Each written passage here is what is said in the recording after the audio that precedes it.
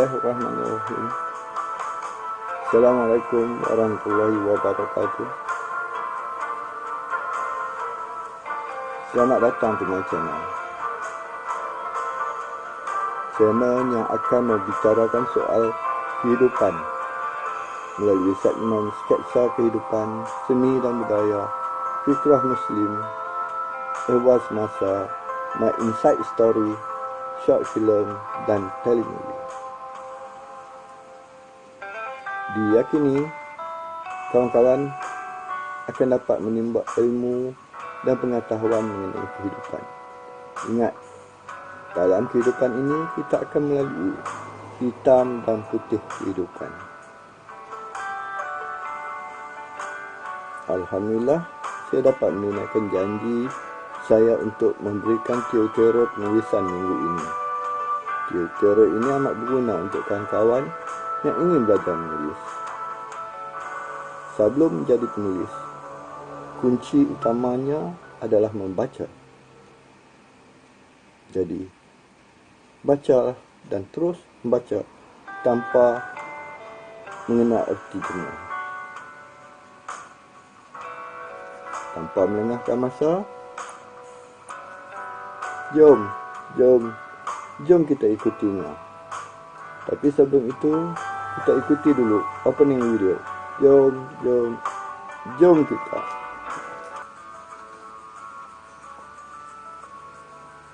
Alhamdulillah, kawan-kawan masih ada di sini. Dan terima kasih kerana sudi menemani saya. Saya juga ingin mengucapkan jutaan terima kasih kerana kawan-kawan sudi singgah di sini. Saya harap kawan-kawan akan terus mengikutinya hingga akhir. Saya juga mohon kawan-kawan untuk subscribe, like dan komen bagi yang belum, sebagai tanda sokongan dan dokongan. Bagi kawan-kawan yang telah subscribe channel ini, saya ingin merakamkan jutaan terima kasih. Saya mohon untuk kawan-kawan terus mengikuti video yang telah diupload. Sehingga kini sudah 193 buah video yang telah diupload. Sekiranya kawan-kawan ingin melihat video lain di channel saya ini, kawan-kawan boleh type nama saya, Zaman Sulaiman, di wall YouTube. Atau tunggu bahagian akhir video ini di mana pihak YouTube akan mencadangkan kepada kawan-kawan mana-mana video dari channel saya untuk tontonan kawan-kawan.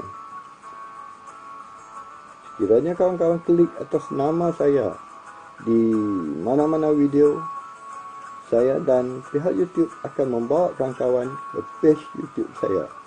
Di situ kawan-kawan boleh tengok ke semua video-video yang telah diupload di channel ini. Tentu kawan-kawan tak sabar untuk mengikuti tutorial penulisan bahagian 2 ini. Jom kita. Kalau kita ingin menjadi penulis, tidak kira apa jua grant, seperti menulis berita, rencana, cerpen, puisi, novel, buku ataupun skrip drama TV atau filem, maka kita perlu rajin membaca. Bacalah apa saja bahan bacaan yang dapat menambah ilmu pengetahuan. Allah SWT telah menurunkan wahyu pertamanya kepada baginda Rasulullah SAW, Iqra, atau bacalah. Ini menunjukkan betapa pentingnya membaca dalam Islam. Wahyu tersebut terkandung dalam surah Al-A'la ayat yang bermaksud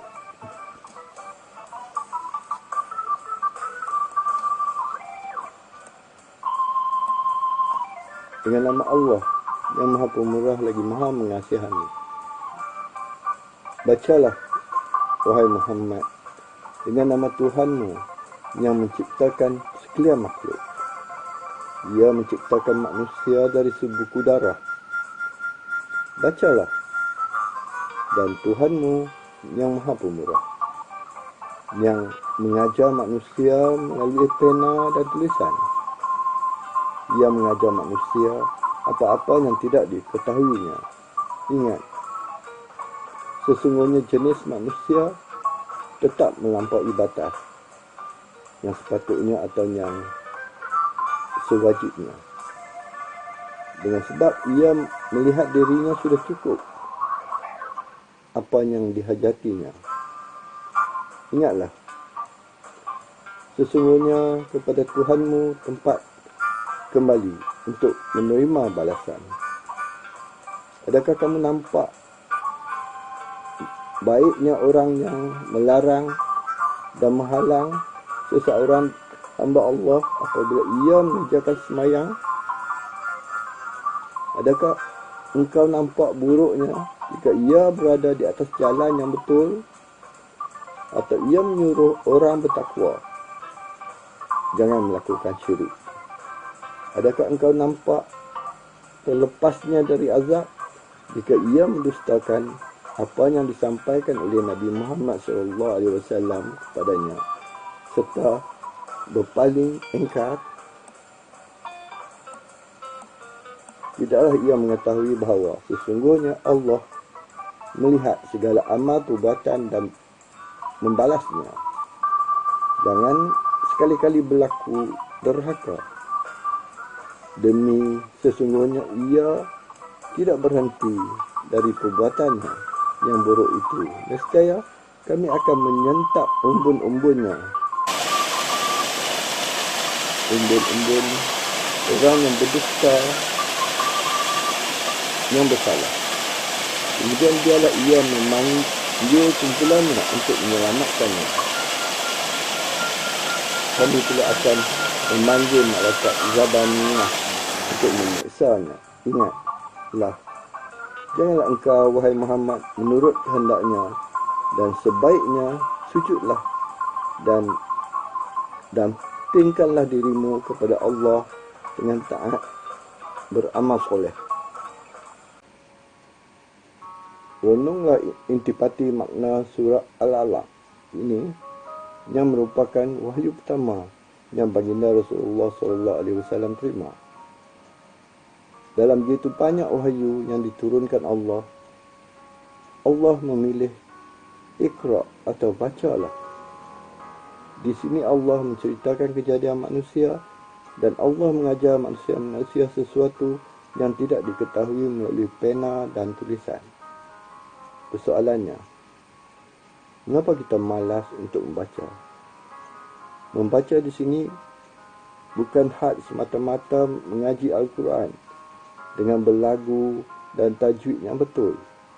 Lagi baik kita cari terjemahan Al-Quran bagi yang tidak tahu bahasa Arab. Kita perlu mendapatkan tafsir Al-Quran untuk memudahkan kita faham. Kalau kita baca sedap tanpa mengetahui maknanya, kita tidak akan dapat mendapat ilmu yang Allah turunkan dalam wahyu-wahyunya itu. Kita hanya bagaikan burung tiung yang diajar bercakap tapi tidak faham maknanya.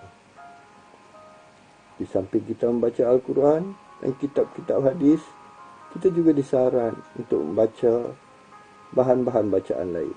Ingat, perintah pertama Allah dalam Al-Quran adalah membacalah. Jadi, bacalah adalah simbol tauhid, keterpaduan dan penyempurnaan. Ia juga merupakan simbol penyaksian dan penilaian.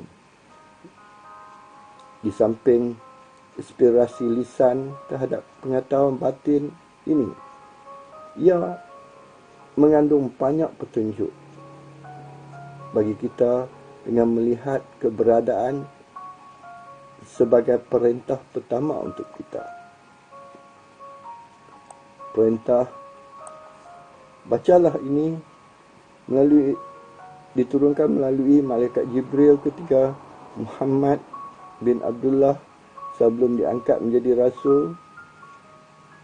Muhammad Abdullah sering mengalami mimpi. Setelah beberapa kali baginda menyendiri di Gua Hira. Di saat itulah ada yang menyerunya dengan perintah, "Iqra', bacalah." Baginda menjawab, aku tak tahu membaca." Kemudian malaikat Jibril mendakap Nabi Muhammad SAW sehingga merasa sesak. Barulah malaikat Jibril melepaskan Nabi Muhammad. Malaikat Jibril kembali meminta, "Bacalah." "Aku tak tahu membaca." Peristiwa ini berlaku sehingga 3 kali sebelum Nabi Muhammad SAW dapat membaca.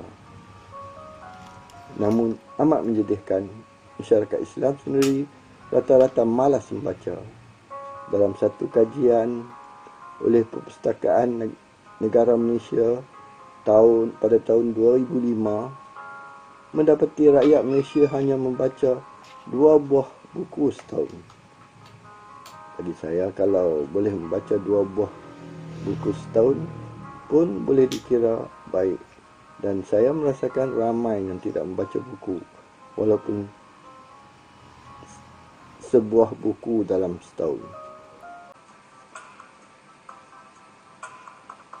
Sebuah syarikat Kota Buku telah mengambil inisiatif untuk melakukan analisa awal daripada hasil kajian interim membaca rakyat Malaysia 2014 oleh Perpustakaan Negara Malaysia.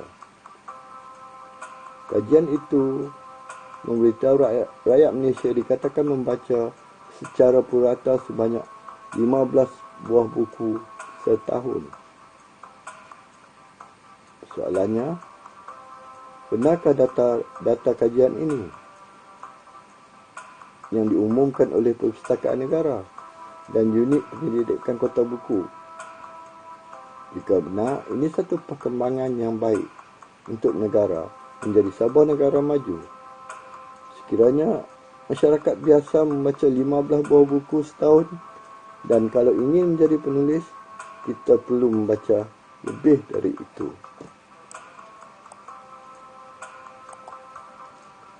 Baca dan terus membaca apa saja jika anda berhasrat untuk menjadi penulis.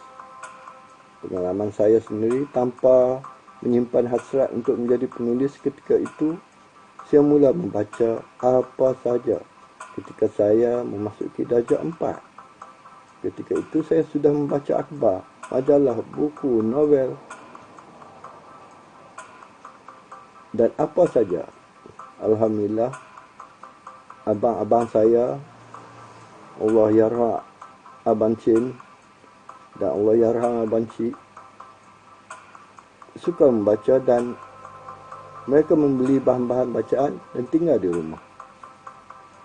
Masih terbayang di ruang mata saya apabila Abang Cik saya balik bercuti semasa beliau bertugas di Sungai Petani. Kalau balik, dia mesti membawa balik buah tangan atau makanan bersama bahan bacaan. Saya menyambutnya dan mengambil bahan bacaan terlebih dahulu. Ketika saya masih di sekolah rendah dan belajar di darjah 4 hingga 6, terutama di masa cuti sekolah, saya suka membaca buku, novel dan majalah yang ada di almari rumah saya.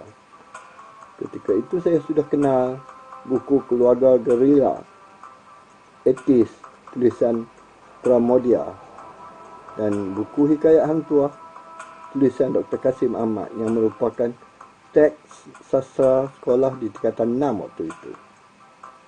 Saya membaca dan terus membaca tanpa segan. Dan tanpa saya sedari, mata pelajaran bahasa Malaysia saya tidak pernah gagal dan sering mendapat kepujian. Saya sering mendapat kepujian sedangkan saya tidak pernah mengulang kaji mata pelajaran tersebut. Saya hanya menyiapkan kerja rumah untuk mata pelajaran itu. Harus diingat, membaca buku menambah ilmu, malah boleh menambah perbahandaraan kata kita, serta kita dapat menggayakan lenggok bahasa apabila kita menulis. Kita perlukan ilmu, pengetahuan dan pengalaman. Kita tidak dapat melalui semua pengetahuan dan pengalaman hidup ini, maka perkara yang paling mudah untuk kita menimba pengalaman dan pengetahuan ini daripada pembacaan. Sebagai contoh, kita hendak bercerita mengenai pesawah dan kita sendiri tidak pernah turun ke sawah, maka perkara yang paling mudah dan cepat adalah melalui pembacaan. Melalui pembacaan kita dapat mengetahui cara dan teknik bersawah. Malah kita dapat tahu susah dan duka serta pahit jeris seorang pesawah. Di samping membaca, kita perlu mempertajamkan proses sensitiviti dan kreativiti. Sebagai penulis, kita perlu sensitif dan kreatif. Apabila kita membaca, apa saja yang kita baca akan mendapat idea baru untuk kita menulis. Kita bukan menceplak, tetapi idea baru dari bahan yang kita baca. Itulah pentingnya pembacaan yang merupakan tugas dan tanggungjawab yang tidak boleh diabaikan oleh seorang yang ingin menjadi penulis. Bacalah karya orang sebelum orang membaca karya kita. Bagi saya, sehingga kini, saya terus membaca tanpa henti. Cuma sekarang ini usianya agak lanjut, kuranglah sikit saya membaca.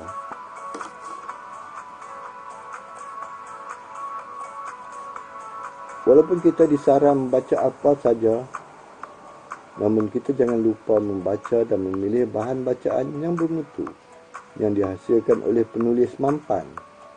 Misalnya di awal penglibatan saya dalam dunia penulisan, saya membaca buku Hujan Pagi, karya sastrawan negara Datuk Seri A. Samad Sani. Walaupun saya agak payah menghabiskan pembacaan karya itu, tapi saya tetap terus membaca. Begitu juga dengan buku tulisan Buya Hamka dan seorang lagi sastrawan negara Datuk Shanun Ahmad, dan pastinya buku tulisan Tok Guru menulis saya, Ustaz Azizi Haji Abdullah, yang saya panggil Tok Ya. Saya dapat menghabiskan pembacaan dengan cepat. Ini kerana cara dan gaya penulisan mereka menarik minat saya. Sehingga hari ini sudah lebih 3 dekad saya berada dalam dunia penulisan. Saya tetap membaca, terutama ketika saya keputusan idea untuk menulis. Namun, akhir-akhir ini saya banyak membaca terjemahan Al-Quran, tafsir Al-Quran, dan juga buku-buku yang berkaitan dengan agama dan motivasi. Cuma tahap pembacaan saya tidak seperti mana dulu. Jadi sekiranya ingin menjadi penulis, saya nasihatkan agar anda membaca sebanyak mungkin. Apabila anda telah membaca dan mempertajamkan sensitiviti dan kreativiti serta belajar teknik menulis, anda pasti boleh menulis. Dan amalan pembacaan kita ini juga selari dengan wahyu utama Allah SWT kepada baginda Rasulullah SAW. Bacalah.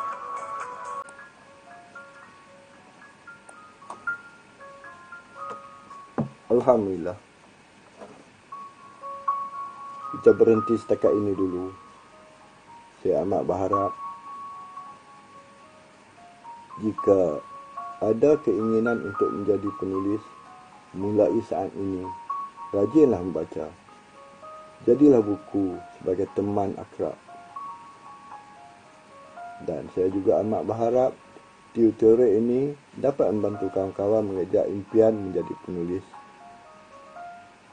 Mengejar impian untuk menulis. Ingat, dalam apa jua perkara, tidak ada jalan pintas. Kita mesti sabar dan teruskan rutin membaca. Dan jika sudah boleh menulis, buatlah setiap hari.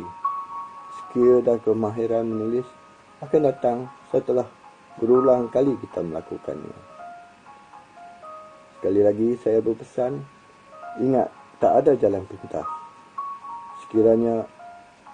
Sekiranya menjadi tanpa melakukan kerja-kerja asas pembinaan tapak menulis anda, maka anda akan terputus idea dan kekeringan idea suatu hari nanti.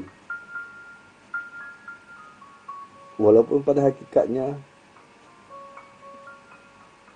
bahan-bahan banyak di keliling kita. Saya rasa cukup sampai di sini. Kita jumpa lagi minggu depan. Jutaan terima kasih kerana kawan-kawan sudi mengikutinya hingga akhir. Jangan lupa subscribe, like dan komen. Bye-bye. Assalamualaikum.